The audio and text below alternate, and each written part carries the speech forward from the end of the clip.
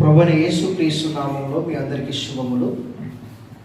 ప్రియ సహోదరి సహోదరులారా, మరొకసారి ఒక చిన్న మాట మీతో పంచుకోవడానికి మీ ముందుకు వచ్చి ఉన్నాను.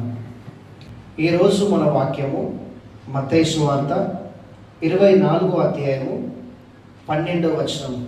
మత్తయి సువార్త 24వ అధ్యాయము 12వ వచనం. ఇక్కడ యేసు ప్రభు అంత్య దినములను గురించి మాట్లాడుతూ ఒక మాట ఈ విధంగా సెలవిచ్చినాడు: అక్రమము విస్తరించడం ద్వారా అనేకుల ప్రేమ చల్లారును అని. అక్రమము విస్తరించడం ద్వారా అనేకుల ప్రేమ చల్లారును అని ప్రభు మాట్లాడుతున్నాడు. ఇలాంటి సందర్భమే అపోస్తలుడైన పౌలు గారు తన ప్రియ శిష్యుడైన తిమోతికి కూడా తెలియజేసినట్టుగా 2వ తిమోతి రాసిన పత్రిక 3వ అధ్యాయము 1 నుంచి 5 వచనాలు మనం చదివితే అక్కడ స్పష్టంగా రాయబడి ఉంటాయి కొన్ని విషయాలు. 2వ తిమోతి రాసిన పత్రిక 3వ అధ్యాయము 1వ వచనం నుంచి 5 వచనాలు చదివితే అక్కడ చాలా విషయాలు పౌలు గారు తిమోతికి చెప్పినట్టుగా రాయబడి ఉంటుంది. అంత్య దినములలో అపాయకరమైన సంగతులు జరుగుతాయి అని, స్వార్థ ప్రియులు ఎక్కువ ఉంటారు అని, ప్రేమ లేనివారు, ఆతిథ్యము ఇవ్వని వారు, స్వార్థ ప్రియులు, బింకములు ఆడువారు, ఇలా రకరకాల ప్రజలు మనకు కనబడతారు అని చెప్పేసి పౌలు గారు తిమోతికి చెప్పినట్టుగా మనము చూస్తాం. ఈ 2 వాక్యాల్లో కూడా ఒక విషయాన్ని మనం ఏం గమనించాలి అంటే, అంత్య దినములలో మరి అక్రమము అనేది విస్తరిస్తుంది అనే మాట మనం చూస్తున్నాము. దాంతో సహా ప్రేమ, విశ్వాసము, భక్తి చల్లారిపోతుంది అనే విషయాన్ని మనం చూస్తున్నాము. ఎందుకు ప్రభువు కూడా ఈ మాట ప్రజలకు ముందుగానే తెలియజేశాడు. పౌలు గారు కూడా తిమోతికి ఈ మాట తెలియజేస్తున్నాడు.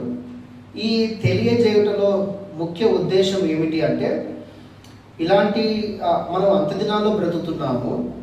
ఈ లోకంలో అక్రమము, పాపము అనేది విస్తరిస్తున్నది కనుక ఆ సందర్భాల్లో అనేకుల ప్రేమ చల్లారిపోతుంది, అనేకుల భక్తి చల్లారిపోతుంది, అనేకుల విశ్వాసం చల్లారిపోతుంది. కానీ ప్రభునందున్న మనము నిత్యము వెలుగుతూ ఉండాలి అని, ప్రభునందున్న మనము జాగ్రత్త కలిగి ఉండాలి అని, ప్రభునందున్న మనము సిద్ధపరచుకోవాలి అని ఆయన తెలియజేసినట్టుగా మనం చూస్తాం.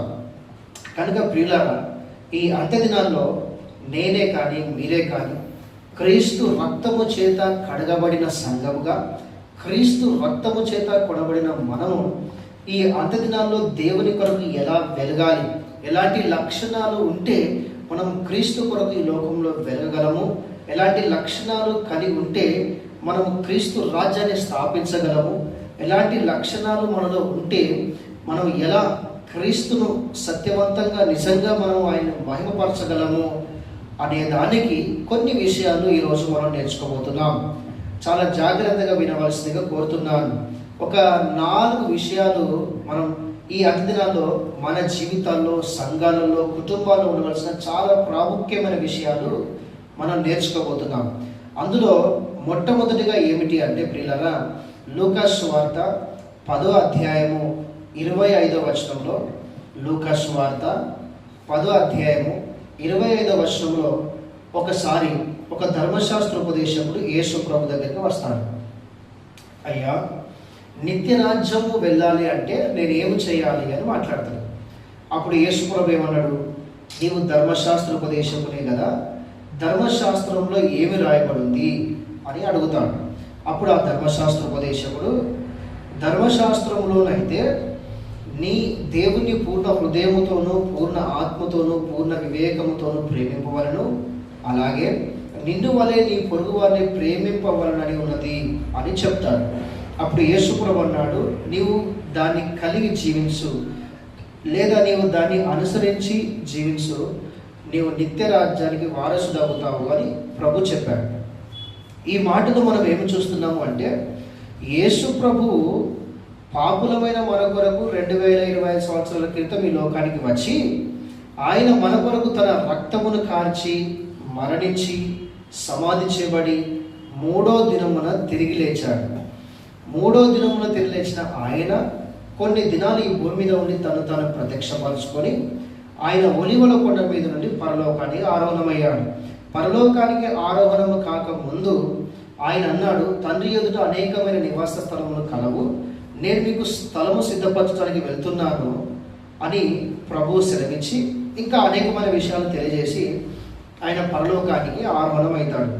నేను మళ్ళీ వస్తాను అన్న ఆ ప్రభువు రానయ్యున్నాడు. దేవుని వాక్యం సెలవిస్తున్నది, ఆయన త్వరగా వస్తున్నాడు. ఆయన రెండవ రాకడ సమీపించి ఉన్నది. కనుక ఆయన వచ్చినప్పుడు నిన్ను నన్ను ఆయన తీసుకొని వెళ్ళాలి అన్నా, లేదా ఆయన వచ్చినప్పుడు ఆయన ఎదుట నీవు సామర్థ్యము కలిగిన వ్యక్తిగా నిలబడాలన్నా, ఆయన వచ్చినప్పుడు నీలో ఫలాలు కనబడి ఉండాలన్నా కొన్ని లక్షణాలు మనము కలిగి జీవించాలి. లేదా ఆయన వచ్చినప్పుడు ఆయనతో కలిసి ఆయన రాజ్యానికి వెళ్ళి ఆ రాజ్యమును స్వతంత్రించుకోవాలన్నా కూడా కొన్ని లక్షణాలు మనం కలిగి జీవించాలి. ప్రియులారా, క్రైస్తవ జీవితంలో కేవలం వినటం మట్టుకే కాదు, లేదా చెప్పటం మట్టుకే కాదు, కానీ మనము మన జీవితంలో అది కలిగి జీవించాలి అనే మాట పరిశుద్ధమైన గ్రంథం మనకు స్పష్టంగా తెలియజేస్తుంది. కనుక ఇక్కడ ధర్మశాస్త్ర ఉపదేశకునికి ప్రభు అయిన క్రీస్తు తెలియజేసిన విషయం ఏమిటి అంటే ప్రేమ. ప్రేమ దేని బిడ్డలారా, మీలో నాలో మనందరిలో సంఘములో ఉండవలసినది ఏంటంటే ప్రేమ. ఎందుకంటే మన దేవుడు ప్రేమ స్వరూపి. ఆయన పాత నిబంధనలో ధర్మశాస్త్రంలో 10 ఆజ్ఞలుగా ఇచ్చాడు 2 పలకల మీద. దాన్నే కొత్త నిబంధనలో ఒక పలక దేవుని ప్రేమించమని, ఇంకో పలక నిన్ను వారిని పొరుగు వారిని ప్రేమించమని ప్రేమను గురించి తెలియజేస్తున్నట్టుగా మనం పరిశుద్ధ గ్రంథంలో చూడగలం. కనుక ప్రేమ ఎంత ప్రాముఖ్యమైనదో అపోస్తులైన పౌలు గారు 1 కొరింథీయులకు రాసిన పత్రిక 13వ అధ్యాయం 1 నుంచి 5 వచనాల్లో సంఘానికి స్పష్టమైన వివరణ ఇచ్చినట్టుగా మనం చూస్తాం. ప్రేమ ఎంత ప్రాముఖ్యమైందో 1 కొరింథీయులకు రాసిన పత్రిక 14వ అధ్యాయం 1 నుంచి 3-4 వచనాలు మనం చదివితే అక్కడ రాయబడి ఉంటుంది. కనుక ప్రేమ చాలా ప్రాముఖ్యమైనది. దేవుడు ఈ లోకాన్ని ప్రేమించాడు అని, అంతేకాదు ఆయన ప్రేమించిన కనుకనే తన అద్వితీయ కుమారుని మన కొరకు ఈ లోకానికి పంపించాడు. అంతేకాదు ఆయన సంఘమును ప్రేమించి, ఆయన మనలో ప్రేమించి మన పాప విమోచన నిమిత్తము తను తాను బలికి అప్పగించుకున్నట్టుగా మనం చూస్తున్నాం. ఇలా బలి అనే సమర్పణ అక్కడ నిరూపించాడు, నెరవేర్చాడు, చూపించాడు అంటే అది కేవలము ప్రేమ వలనే అనే విషయాన్ని ఇక్కడ మనం గమనించాలి. కనుక నీలో నాలో దేవుని యొక్క ప్రేమ ఉండాలి. నాలో ప్రేమ ఉన్నది అని నేను చెప్పుకోవడం కాదు, నేను ప్రేమ కలిగి ఉన్నానని నేను భక్తి పరులుగా నీతిమంతులు ఎంచుకోవడం కాదు, లేదా పలానా వ్యక్తి కంటే నేను భక్తి పరుని, పలానా వ్యక్తి కంటే నేను ప్రేమ చూపించేవాడిని, ఆ వ్యక్తి కంటే ఎక్కువ నాలో ప్రేమ ఉన్నది అని మనం చెప్పుకోవడం కాదు. కానీ దేవుని ప్రేమ మన క్రియల్లో వ్యక్తపరచాలి. లేదా సంఘము, సమాజము, కుటుంబము మన నిమిత్తము సాక్ష్యం ఇవ్వాలి. నిజంగా ఈ వ్యక్తి ప్రేమ గల వ్యక్తి, నిజంగా ఇతరులో దేవుని ప్రేమ ఉన్నది అని సంఘము, కుటుంబము, సమాజం మన గురించి సాక్ష్యం ఇవ్వాలి. అలా మనం క్రీస్తు ప్రేమ కలిగి జీవించాలి. 1 యోహాను రాసిన పత్రిక 4వ అధ్యాయంలో ఆ అధ్యాయం అంతా కూడా ప్రేమ గురించి రాయబడింది. నీవు నీ సహోదరుని ద్వేషిస్తూ, నీవు నీ సహోదరునికి సహాయం చేయకుండా, నీవు పొరుగు వారిని త్రోసివేసుకుంటూ, నీవు భేదాలు చూపిస్తూ, నీవు చిన్న పెద్ద అనే తేడాలు పెంచుతూ నేను దేవుణ్ణి ప్రేమిస్తున్నాను అని అంటే నీవు అబద్ధికునివి అని దేవుని వాక్యం సెలవిస్తున్నది. ధనము, దరిద్రత, కులము, మతము అనే భేదాలు, చిన్న పెద్ద అనే భేదాలు నువ్వు చూపించి నీ పొరుగు వారిని నువ్వు పక్కకు పెట్టి నీ పొరుగు వారిని నువ్వు ప్రేమించకుండా ద్వేషిస్తే నేను దేవుణ్ణి ప్రేమిస్తున్నాను అని నువ్వు అనుకుంటే నీవు అబద్ధికును అని దేవుని వాక్యం సెలవిస్తున్నది. కనుక ప్రియులరా, మనము నిజమైన వ్యక్తులముగా, సత్యమందు నిలిచి ఉన్న సత్య ప్రవర్తన కలిగిన వారమైన దేవుని బిడ్డలముగా ఈ లోకంలో మనం జీవించాలి. కనుక ప్రేమ చాలా ప్రాముఖ్యమైనది. పరిశుద్ధమైన గ్రంథంలో మనం చూస్తాము. 2వ రాజుల గ్రంథము 4వ అధ్యాయము 8వ వచనం కానించి మొదలుకొని 11వ వచనం. 2వ రాజుల గ్రంథము 4వ అధ్యాయము 8వ వచనం కానించి మొదలుకొని 11 వచనాలు మనం చదివితే అక్కడ షునేమి వాసి స్త్రీ గురించి రాయబడ్డది. షునేమి వాసి స్త్రీ గురించి రాయబడ్డది. అక్కడ ఎలీషా తన పట్టణానికి వచ్చి ఆ పట్టణంలో దేవుని సేవ చేస్తున్నాడు అని, లేదా ప్రతిసారి ఈ కుటుంబము అతన్ని చేర్చుకోవడం, అతనికి మంచి ఆతిథ్యం ఇవ్వడము అనేది మనం చూస్తాం. ఒకరోజు ఈ యొక్క శూన్యనివాసి స్త్రీ తన భర్త యొద్దకు వెళ్ళి కూర్చొని చక్కగా మాట్లాడుతుంది. మన ఇంటికి లేదా మన పట్టణానికి వస్తున్న ఆ వ్యక్తి నిజంగా దేవుని సేవకుడు కనుక అతని గురించి మనము కొంత చేయాలి, అతని గురించి మనము ఇలా చేస్తే బాగుంటుంది, అప్పుడు ఆయన ఇక్కడుండి ఈ ప్రాంతాల్లో దేవుని రాజ్యాన్ని స్థాపించగలడు, దేవుని పని ఇంకెక్కువ చేయగలడు అని చెప్పేసి ఆ మంచి భక్తి పరురాలైన ఆ స్త్రీ తన భర్తతో మాట్లాడి ఈ యొక్క సేవకుని కొరకు అనగా ఎలీషా గారి కొరకు ఒక గదిని సిద్ధపరిచినట్టుగా, మంచమును సిద్ధపరిచినట్టుగా, బల్లను సిద్ధపరిచినట్టుగా, పీటను సిద్ధపరిచినట్టుగా, దీపస్తంభమును సిద్ధపరిచినట్టుగా ఈ 5 విషయాలు అక్కడ తన భర్తతో మాట్లాడుకొని కుటుంబంతో సహా తన గ్రామానికి వస్తున్న సేవకుని కొరకు ఈ 5 విషయాలు లేదా ఈ 5 సిద్ధపరిచి అతనికి ఇచ్చినట్టుగా మనం చూస్తున్నాం. ఈ మాటలు వింటున్న సంగమ ప్రియ సహోదరి సహోదరులారా, నిజంగా నీవు ఏ రాష్ట్రంలో అయితే ఉన్నావో, ఏ గ్రామంలో అయితే ఉన్నావో, నీ పట్టణంలో అలా దేవుని రాజ్యము కట్టబడి నిమిత్తము, నీ గ్రామంలో అలా దేవుని సేవ చక్కగా జరుగు నిమిత్తము నీవు ఏమి చేస్తున్నావు? శూన్యనివాసి స్త్రీ తన భర్తతో మాట్లాడి మంచి ఇల్లును కట్టినట్టుగా మంచము, బల్ల, పీట, దీపస్తంభమును చేసి ఆ యొక్క సేవకునికి అతి గౌరవం ఇచ్చినట్టుగా, లేదా వారిలో ఉన్న దేవుని ప్రేమను ఆ విధంగా వ్యక్తపరిచినట్టుగా మనం చూస్తున్నాం.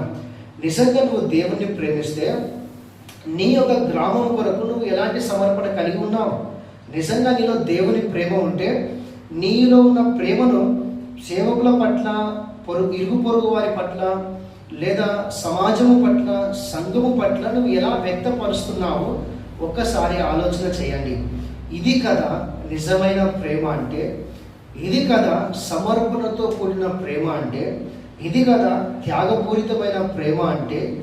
మనము మన కొరకు మాత్రమే మనం ఆలోచించుకుంటూ నాకే రావాలి, నేనే పట్టుకోవాలి, నాకే దక్కాలి, నేనే తినాలి, నేనే చల్లగా ఉండాలి, నా కడుపే నిండాలి అంటూ నేను దేవుణ్ణి ప్రేమిస్తున్నాను అని ఎదుటి వ్యక్తి కొరకు ఆలోచన చేయకుండా, దేవుని రాజ్యములో సంఘములో ఉన్న మనము ఆయన రాజ్య స్థాపన గురించి ఆలోచన చేయకుండా ఇలా మనము బ్రతుకుతే అబద్ధికులము, అబద్ధమైన భక్తి, అబద్ధమైన ప్రేమ అని దేవుని వాక్యమే మనకు స్పష్టంగా తెలియజేస్తున్నది.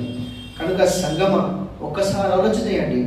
అంత దినాల్లో అపాయకరమైన సంగతులు వస్తాయి. స్వార్థ ప్రియులు ఉంటారు అని చెప్పేసి, భేదాలు కలగజేసే వారు ఉంటారని దేవుని వాక్యం సెలవిస్తుంది. అంతేకాకుండా అనేకుల ప్రేమ చల్లారిపోతుంది అని వాక్యం సెలవిస్తున్నది. ప్రకటన గ్రంథము 2వ అధ్యాయంలో మనం ఆలోచన చేస్తే దేవుడు ఎఫెసీ సంఘంతో మాట్లాడతాడు.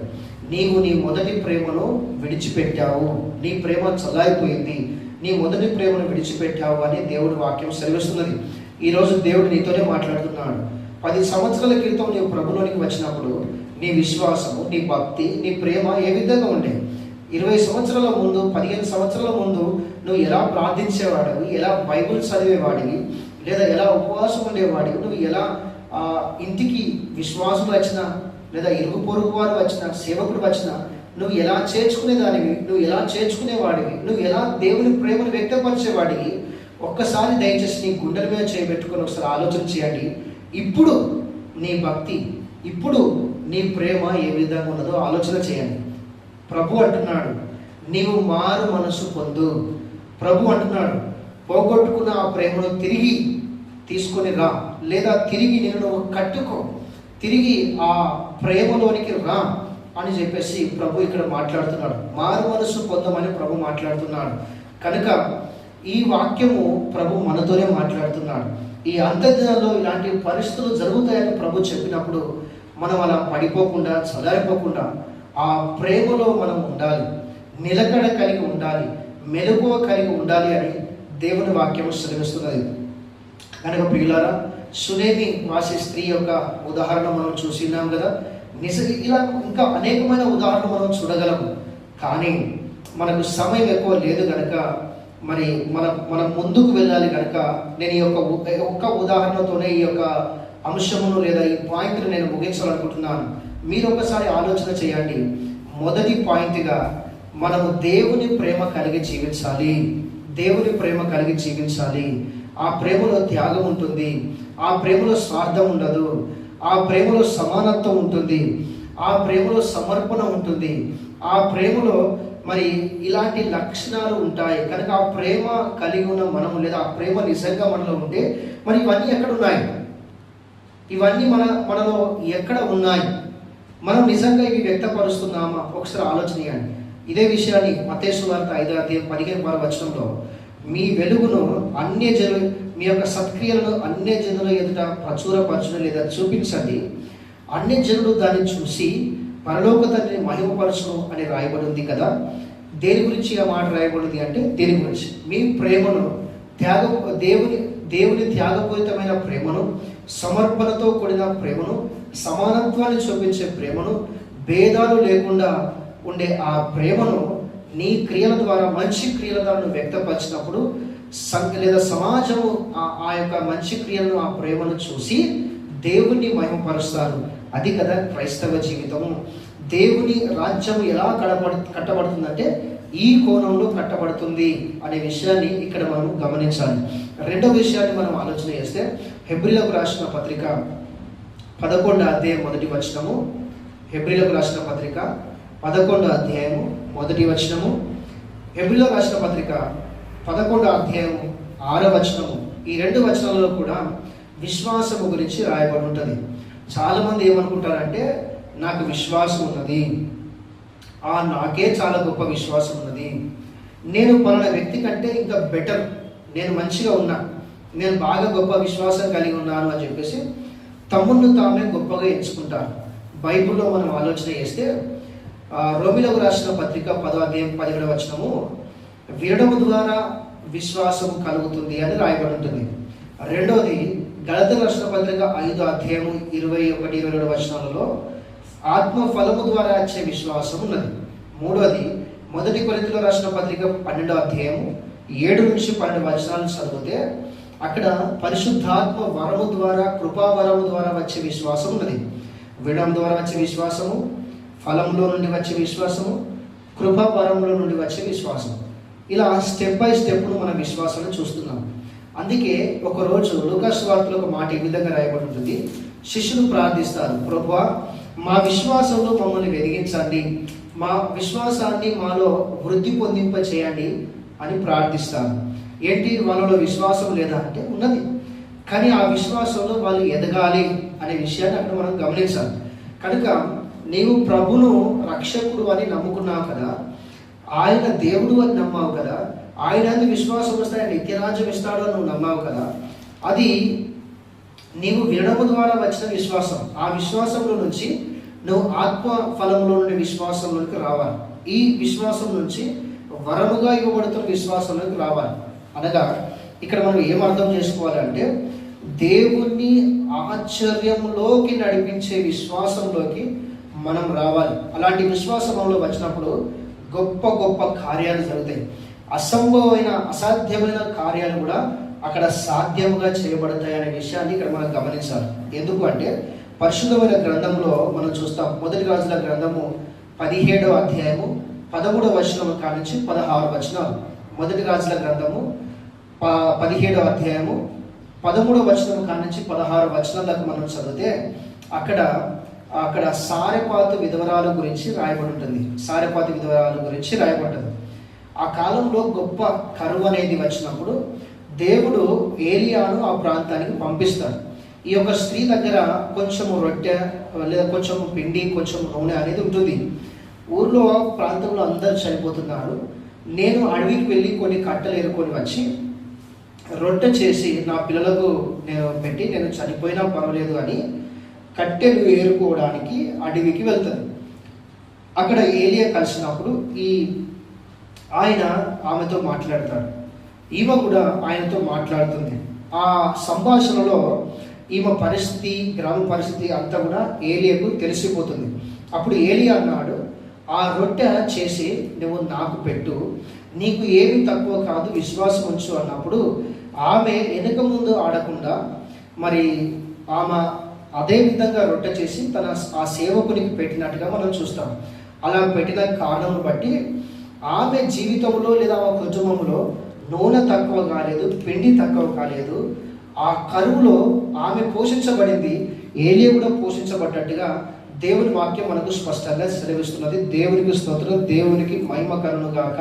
ఆమేన్. ప్రియులారా, ఇక్కడ మనం ఏం చూస్తున్నాము అంటే చూడండి, అక్కడ ఎంత అద్భుతమైన విశ్వాసమో.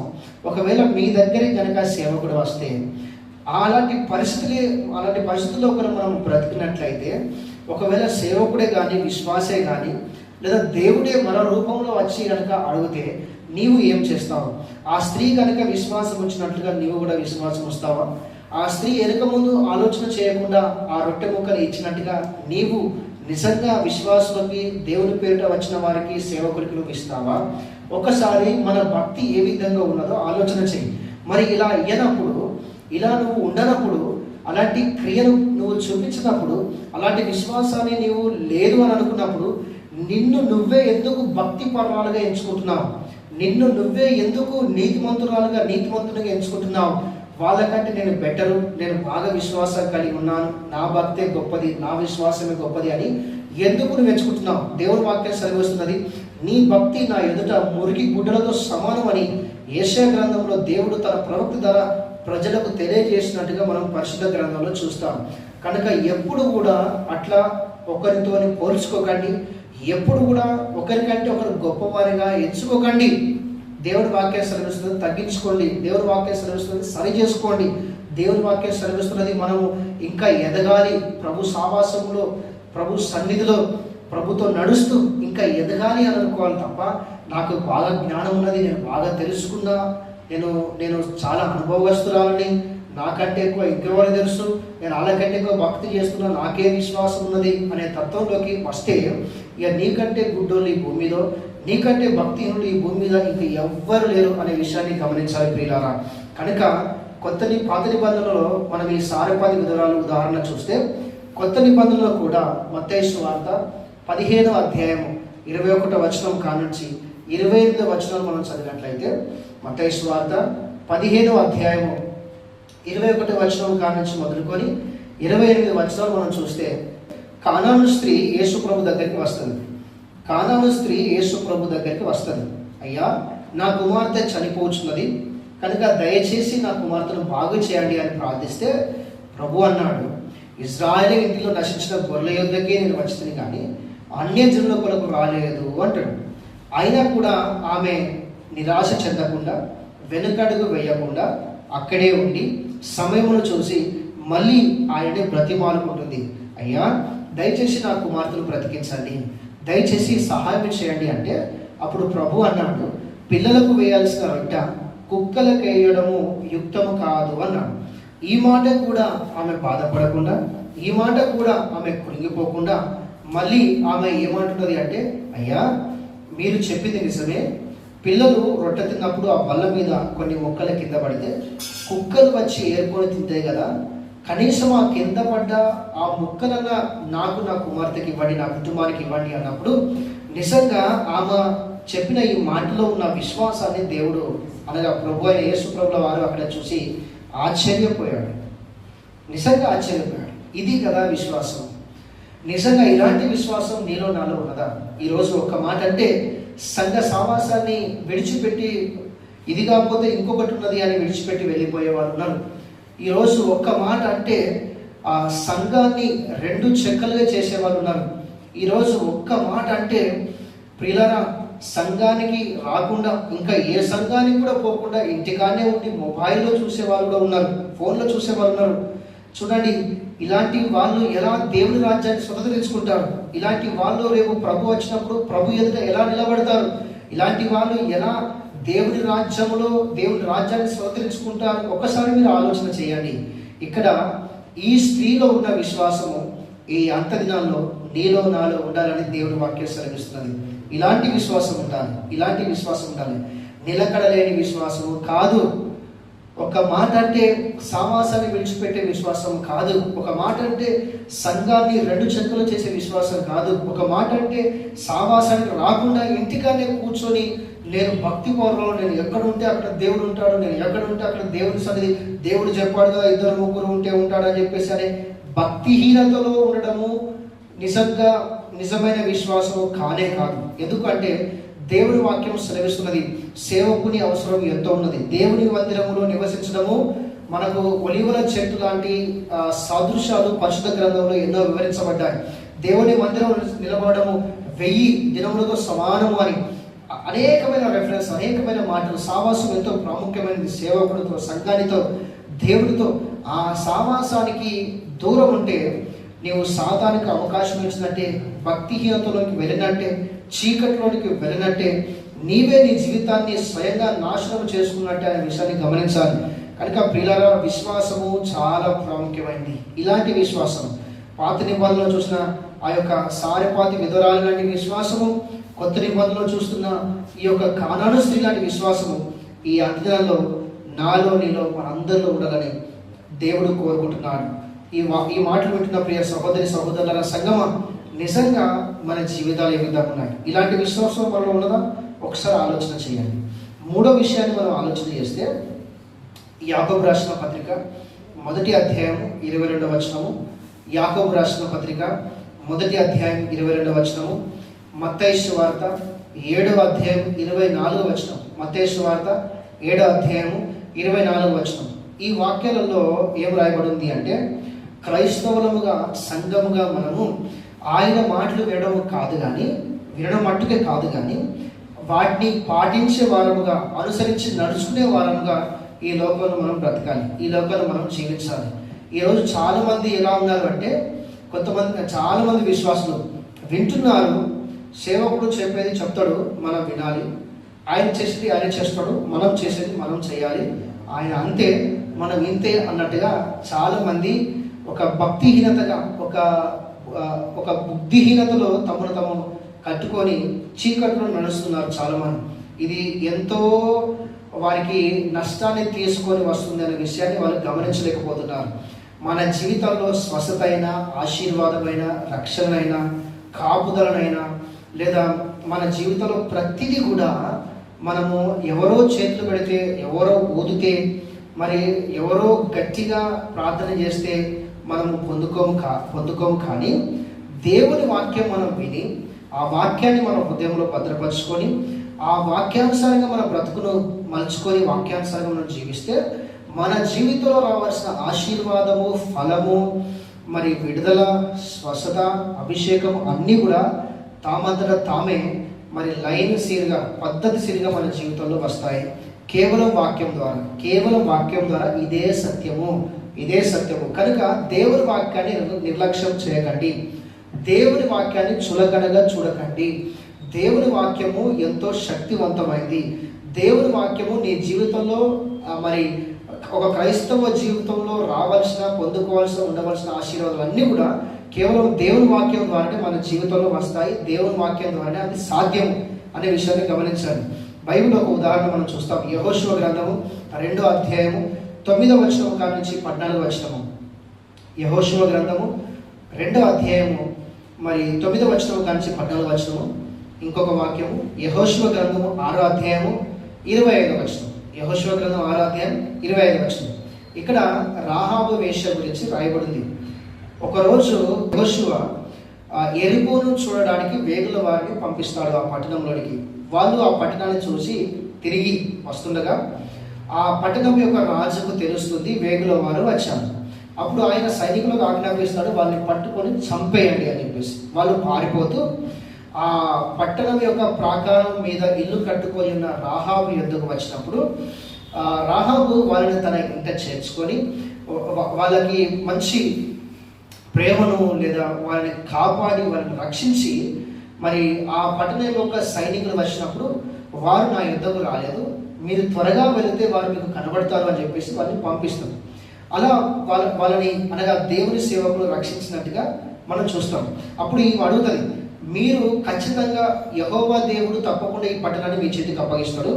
మీరు వచ్చినప్పుడు ఈ పట్టణం మీద మీరు జయం పొందుకుంటారు, దేవుడు మీ చేతికి అప్పగిస్తాడు. కానీ దయచేసి నాదొక మనవి, నన్ను నా కుటుంబాన్ని మీరు జ్ఞాపకం చేసుకోండి, నన్ను నా కుటుంబాన్ని మీరు జ్ఞాపకం చేసుకోండి.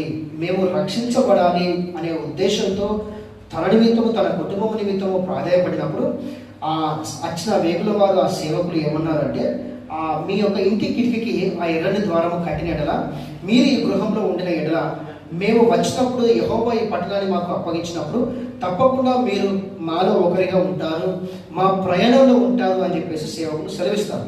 అలా సేవకులు చెప్పిన ప్రతి మాట కూడా సంపూర్ణంగా విధేయత చూపించి, అలా సేవకుడు చెప్పిన ప్రతి మాటకు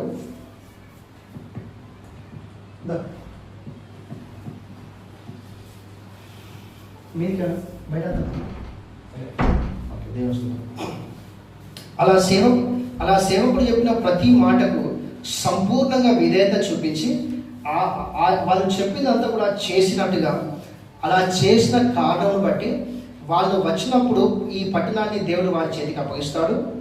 గొప్ప విజయాన్ని ఇశ్రాయేలు ప్రజలు పొందుకుంటారు. అంతేకాకుండా వీళ్ళు కానాను యాత్ర ఉన్నప్పుడు వీరుడు వారితో ప్రయాణం చేసినట్టు కానాను దేశము చేరుకున్న తర్వాత 12 గోత్రాలకు ఏ విధంగా అయితే స్వాస్థ్యం ఇచ్చారో, అలాగే ఈ కుటుంబం కూడా స్వాస్థ్యమును పొందుకున్నట్టుగా, భాగము పొందుకున్నట్టుగా దేవుని వాక్యం సెలవిస్తుంది. అంతేకాదు మత్తయి సువార్త 1వ అధ్యాయంలో అక్కడ క్రీస్తు వంశవాళి గురించి రాయబడింది. అక్కడ ఆ వంశవాళిలో రాహాబు పేరున్నట్టుగా మనం చూస్తున్నాం. నిజంగా ఎంత గొప్ప ధన్యకరమైన జీవితము.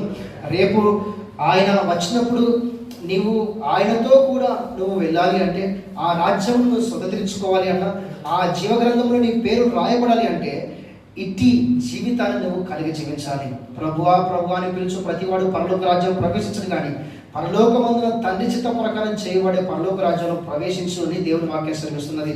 కనుక సంగమా, ఈ సందేశం వింటున్న ప్రియ సహోదరి సహోదరులారా, సేవకుడా, మన జీవితాలు ఏ విధంగా ఉన్నాయి ఒక్కసారి ఆలోచన చేయండి. ఒక్కసారి ఆగి ఆలోచన చేయండి. నా జీవితం ఎలా ఉంది? ఎంత విధేయత చూపించింది రాహాబు స్త్రీ? సేవకులు చెప్పిన మాటకు ఎంత గౌరవం చూపించింది? సేవకులు చెప్పిన మాటను ఎంత పాటించింది? దాని ద్వారా ఎన్ని గొప్ప అద్భుతాలు ఆమె జీవితంలో జరిగాయి. నీకు తెలియదా? నీవు చదవలేదా? నీవు విడవలేదా? మరి ఎందుకు బుద్ధిహీనత? ఎందుకు ఆ భక్తిహీనత? ఎందుకు మళ్ళీ అదే చీకట్లో వెళ్తావు? ఎందుకు నీ హృదయాన్ని కఠినపరుచుకుంటావు? నరకం ఉంది కదా, మోసం ఉంది కదా, నష్టం ఉన్నది కదా, శ్రమలు ఉన్నాయి కదా, సాతాను నీ కొరకు చూస్తున్నాడు కదా, మరణము నీ కిటికీలో కూడా ఎగురుచుతుంది కదా, ఎందుకు నిర్లక్ష్యము చేస్తున్నావు? ఒక్కసారి ఆలోచన చేయండి. వాక్యానుసారమైన జీవితం వినడమే కాదు, చెప్పడమే కాదు, ప్రతి ఒక్కరు వాక్యానుసారంగా, వాక్యానికి విధేయత చూపించే వారముగా, వాక్యానికి తలవంచే వారముగా ఈ లోకంలో మనం బ్రతికితే తప్పకుండా మన జీవితంలో కూడా అతి అద్భుతాలు మనం చూస్తాం. ఆఖరిగా 4వ విషయాన్ని మనం ఆలోచన చేస్తే, 2 పేతురు రాసిన పత్రిక 4వ అధ్యాయము 9వ వచనం, 2 పేతురు రాసిన పత్రిక 4వ అధ్యాయము 9వ వచనంలో మనం చదివిన, అదేవిధంగా హెబ్రీలకు రాసిన పత్రిక 13వ అధ్యాయం 2వ వచనం, హెబ్రీలకు రాసిన పత్రిక 13వ అధ్యాయం 2వ వచనంలో మనం చదివినట్లయితే ఈ 2 వచనాలలో ఆతిథ్యము గురించి రాయబడింది. ఆతిథ్యము గురించి రాయబడింది. ప్రియులారా, మీరు ఒకసారి ఆలోచన చేయండి. దేవుడి వాక్యం సెలవిస్తున్నది, ఆతిథ్యం ఇవ్వడము మరవకండి, ఆతిథ్యం ఇవ్వడము మరవకండి. కనుక మత్తయి సువార్తలో ప్రభు ఏమన్నాడు అంటే, నా పేరుట ఎవరు మీ ఇంటికి వచ్చినా వారికి చల్లని మంచులు తాగిపించినా కూడా మీ ఫలము తప్పకుండా పరలోకంలో ఉంటుంది అని ప్రభు అన్నాడు. నిజంగా మన ఇంటికి దేవుని పేరుతో ఎవరు వచ్చినా, సేవకుడు వచ్చినా, విశ్వాసి వచ్చినా, మనము మన ఇంట చేర్చుకుంటున్నామా? ఒక్కసారి మీరు ఆలోచన చేయండి.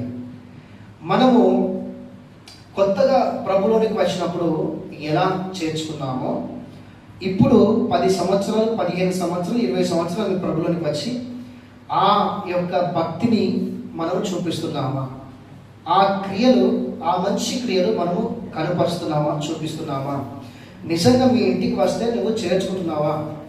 మీ ఇంటికి వస్తే నువ్వు అలా అట్టి ప్రేమను వారి పట్ల వ్యక్తపరుస్తున్నావా? నీవు నీళ్ళు ఇస్తున్నావా? నీవు వాళ్ళకు ఆతిథ్యం ఇస్తున్నావా?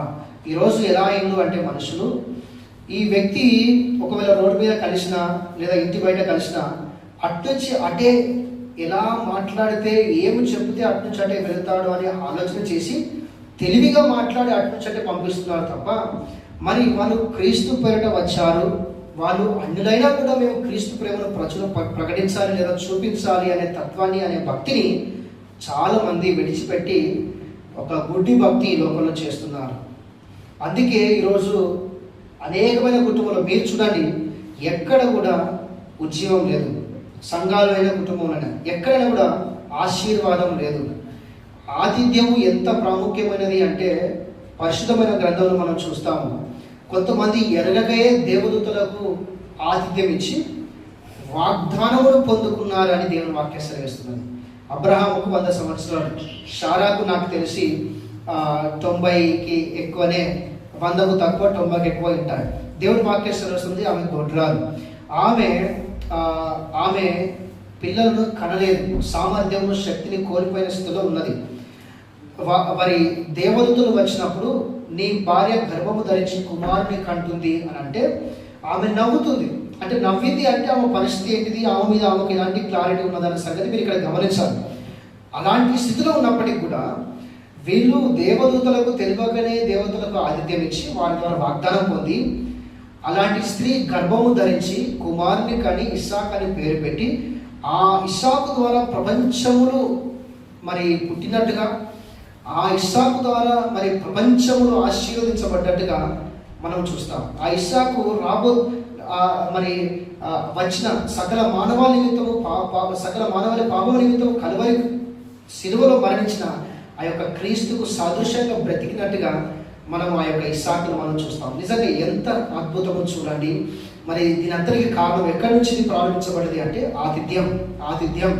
ఈరోజు ఒకడు మా ఇంటికి వస్తే నేను వానికి మంచినీళ్ళు ఇవ్వాలి, మా ఇంటికి వస్తే నేను కుర్చీ వేయాలి, మా ఇంటికి వస్తే నేను సమయం ఇవ్వాలి, మా ఇంటికి వస్తే నేను ఆతిథ్యం పెట్టాలి, మా ఇంటికి వస్తే నాది ఏదో ఒడుస్తుంది, నాది ఏదో పోతుంది అని చెప్పేసి ఏదో ఒకటి చెప్పి అడ్మిషన్ పంపించే ప్రయత్నాల్లో చేస్తున్నారు. అలాంటి ప్రయత్నంలో మనుషులు బ్రతుకుతున్నారే తప్ప నిజంగా ప్రభు పేరిట వచ్చాడు అని చెప్పేసి, ప్రభు ప్రేమను చూపించాలి అని చెప్పేసి, మంచి క్రియలు మరి వ్యక్తపరచాలి అని చెప్పేసి, దేవుని వాగ్దానం పొంది దేవుని ఆశీర్వదించబడాలి అని చెప్పేసి, దేవుని వాక్యం సెలవిస్తున్నది కదా మేలు చేయడం మరవద్దు అని దేవుని వాక్యం సెలవిస్తున్నది కదా ఆతిథ్యం ఇవ్వాలి అనే విషయాన్ని మర్చిపోయి భక్తి గలవారం అని చెప్పుకుంటూ భక్తిహీనతో నడుచుకుంటున్నారు. వెలుగు సంబంధులు అని చెప్పుకుంటూ చీకట్లో నడుస్తున్నారు చాలా మంది. ఇది నిజంగా ఎంతో బాధాకరమైన విషయం, ఎంతో బాధాకరమైన విషయం. మీరు ఆలోచన చేయండి, ఇది చాలా బాధాకరమైన విషయం. ఎక్కడ నీ మంచి క్రియలు, ఎక్కడ నీ ప్రేమ, ఎక్కడ నీ విశ్వాసం, ఎక్కడ నీ వాక్యానుసారమైన జీవితం, ఎక్కడ నీ లోబడే తత్వం, ఎక్కడ నీ ఆతిథ్యం? మీరు ఆలోచన చేయండి. ఈ 4 కదా క్రైస్తవ జీవితానికి, క్రైస్తవ సంఘానికి, సేవకునికి, దేవుని బిడ్డలకు, వెలుగు సంబంధులకు ఉండవలసిన అతి ప్రాముఖ్యమైన 4 లక్షణాలు ఇవి ఉంటే నీవు క్రీస్తు కొరకు ఉప్పుగా బ్రతుకుతావు. ఇవి ఉంటే నీవు క్రీస్తు కొరకు వెలుగుగా ఉంటావు. ఇవి ఉంటే నీవు దేవుని మహిమపరచగలుగుతావు. ఇవి ఉంటే నీవు దేవుని రాజ్యాన్ని కట్టగలుగుతావు. ఇవి ఉంటే నువ్వు స్వార్థ ప్రకటించకపోయినా నీ జీవితం ఒక స్వార్థ పత్రికగా మారుతుంది.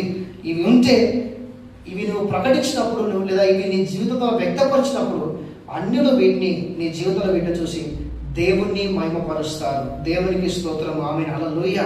ప్రియులారా, ఇవి మన జీవితాల్లో ఉండాలి. మనం మళ్ళీ మన ముఖ్య వచనానికి వస్తున్నాం.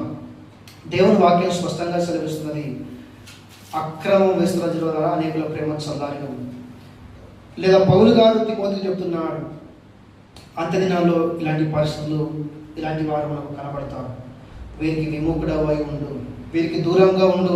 ఇలాంటి బ్రతుకు కాదు, మనము ప్రేమ కలిగి జీవించాలి. రెండోది విశ్వాసం కలిగి జీవించాలి. మూడోది వాక్యానుసరమైన జీవితం కలిగి జీవించాలి. నాలుగోది ఆతిథ్యము మరవకుండా జీవించాలి అనే 4 విషయాల్ని ప్రభు ఈ సమయంలో మనకు తెలియజేస్తున్నాడు. కనుక ప్రియ సంగమా, ప్రియ సహోదరి సహోదరులారా, మన జీవితాలు ఏ విధంగా ఉన్నాయి ఒక్కసారి ఆలోచన చేయండి. మన జీవితాలు ఏ విధంగా ఉన్నాయి? ఇలా సంఘం ఉండాలి, ఇలా ప్రతి క్రైస్తవం ఉండాలి. ఇలా ఎక్కడ ఉంటాడో అక్కడ దేవుని యొక్క మహిమ, ఇలాంటి లక్షణాలు ఎక్కడైతే ఉంటాయో అక్కడ దేవుని యొక్క శక్తి, దేవుని సన్నిధి, ఇలాంటి లక్షణాలు ఎక్కడైతే ఉంటాయో అక్కడ దేవుని రాజ్యము మనకు కనబడుతుంది. కనుక ఇలా మనం సరి చేసుకుందాం. ఇట్టి కృప కొరకు మనం దేవుని అడుగుకుందాం. పరిశుద్ధాత్మ దేవుడు మనకు సహాయం చేయను గాక. ఆమేన్. దేవుడు ఈ మాటలు మన వినికిడిలో ఫలింపజేయను గాక. Amen. God bless you. Praise the lord.